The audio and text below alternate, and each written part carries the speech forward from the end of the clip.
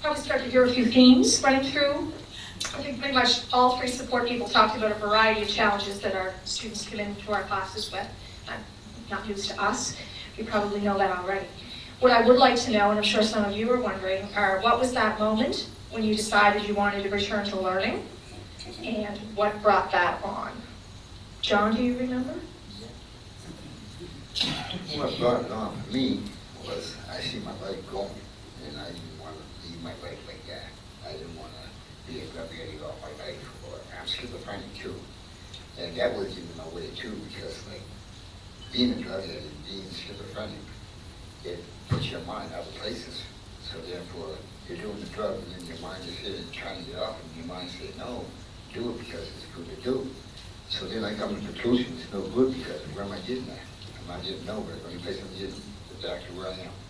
The same old spot, running around, chasing everybody, people chasing you, people asking you questions, people arguing with you, fighting with you, beating you up. And then another thing was, my family, they didn't want me no more because I was pulling them down. So I figured, it's time to let go. It was a struggle, yes, it was indeed. Indeed, it was a struggle because I tried. Every time I tried, it was like somebody was there to bring me down. Hey, you coming? And then I forget about school, or I forget about whatever I had to do that was right to do. And when I did, I messed up again. So this time, I made it right. I had to come to myself and say, to the Holy God, God give me the strength, the power to overdo these people, to let me know that it's not right for me to do. He gives me what I am. God bless you. Thank you very much. Debra, same question. Do you have a moment? I know you have a few. I have a few moments. I have like 15 moments. Okay? I'm 16 now. But to be honest with you, I think for mine it was my grandchildren starting to say, I can't, I don't want to.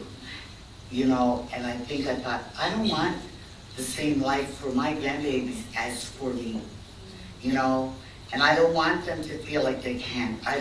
So if I go back as an example for them, I mean, I went for me too, but if I go back and I achieve this, like, I remembered my grandson saying, because Chuck will tell you, I loved math, and I loved sciences. But when I walked into my daughter's house and my grandson said, I'm in trouble because I don't have my homework done again, and I said, why, what are you doing? And he said, the periodic table, and I hate it. And I said, the periodic table, I love it. Let's do this homework together. And from then on, I just knew that I had not only was doing it for me, but I was doing it for my generations that were coming behind me. I didn't want them to say be 58 and go back like to school. And I knew that showing them by example. Here's your nan, you know your nanny. You know the struggles I've gone through. You knew the years of addiction that I dealt with, and you know my very, very colorful history that would take me 2 or 3 days to get into here. But my grandchildren knew all of this at me, and if I could say to them, let's do, I can do this with you. Come on, let's do this, and it just felt so good that I knew I had to continue on from there. Yeah, so that was my moments are coming with all my grandbabies.